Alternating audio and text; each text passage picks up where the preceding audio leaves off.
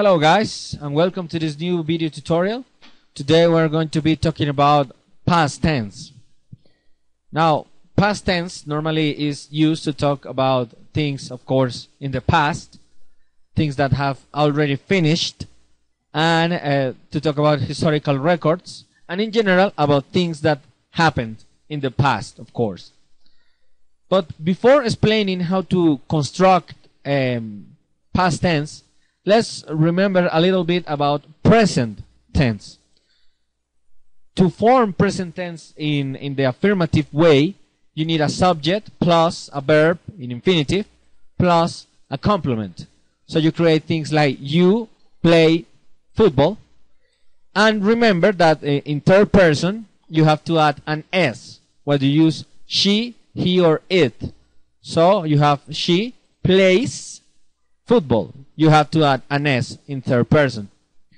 To create the negations in present tense, you need subject plus negation, which is composed of do plus not, plus a verb, an infinitive, plus a complement.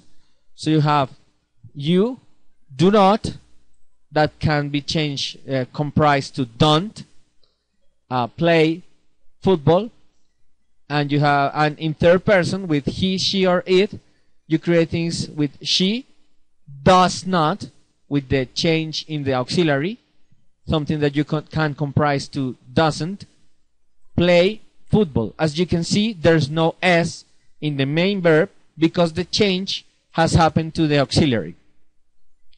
And to create questions in present tense, you need an auxiliary, which is do, plus a subject, plus a verb in infinitive form, plus a complement, and of course the question mark. So you can ask things like, do you play football? Or does she play football? You can see there's the change because of the third person, she, he, or it, but it has happened to the auxiliary, no to the main verb. Those changes happen always to the auxiliary. And of course, you can add a WH at the beginning, like to change the form of the question, because without the WH, you create a yes/no question. Do you play football? Yes or no. Or does she play football? Yes or no. But with WH, you can change that. You can create why do you play football? Because I like that. Or where does she play football? She plays in the park. Something like that. Okay, now let's get to past tense. Remember one thing about verbs. Verbs in English have three forms: infinitive, past, and past participle. Most of the times, the past form of many verbs in infinitive is the same verb with an ed at the end. So you have play and played, yeah. And sometimes the past participle is the same as the past tense. However, sometimes verbs are changed in those tenses. So you have things like do, which in past is did, and in past participle is done. And of course, you have verb to be, I am, she is, we are, which is in past is I was, you were, they were, and in past participle is been. So remember that you have to take into account that most of the times it's just an ed at the end, but sometimes it changes completely. So you have to know when does it change, when it's regular and when it's irregular. Now, let's get to business. How do you form affirmative sentences in past tense? You have a subject plus a verb in past plus complement. So as you can see, it's the same structure as present tense, but you change the main verb from infinitive to past form. So you have you played football. Yeah, it's exactly the same. You just change the verb, and you have she played football.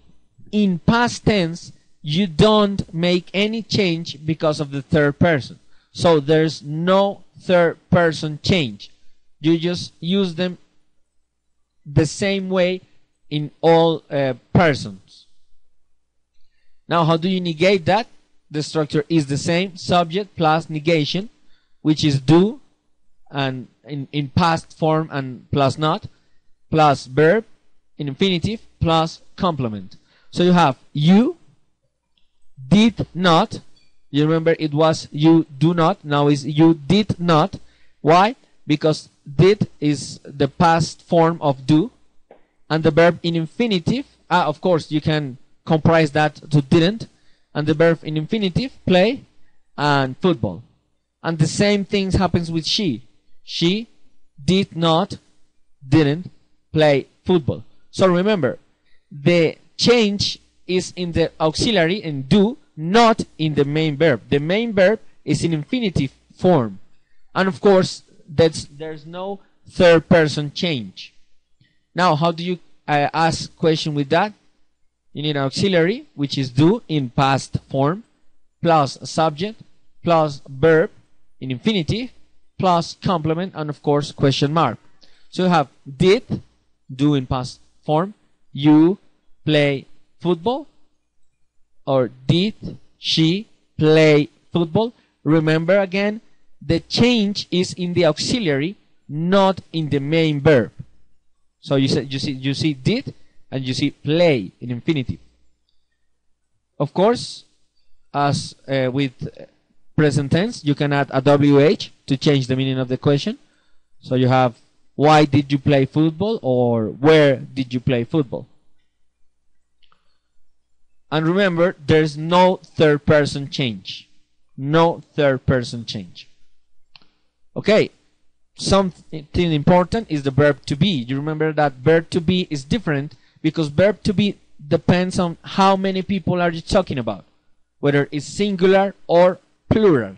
Yeah, it is not changed because of third person. No, it is changed because of the number of people you're talking about. So in present, you have things like I am in the office, or she is in the park, or they are in the bar. You see that the change is because of the number of people you are talking about. And how does that change in past? Well, I am in the office changed to I was in the office. She is in the park to she was in the park.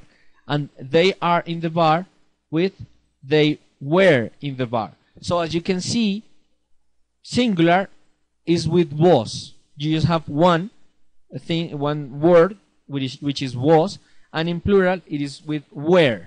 Yeah, just was and were. Two things, no more. Okay. So let's see some examples of past tense. You have he kicked the ball. I didn't kick the ball. Did we kick the ball? So you can see that the verb only changed in the affirmative form. And another example we have is I went to the mall. I didn't go to the mall. And did I go to the mall?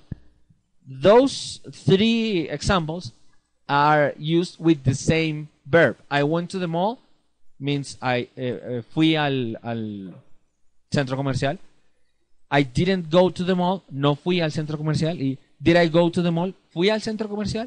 But as you can see, the verb go changes a lot. So the past form of go is went. Just to take into account that. Okay, I think that will be all for past tense. As you know, if you have any questions, you can write an email or we can talk about that later. See you then.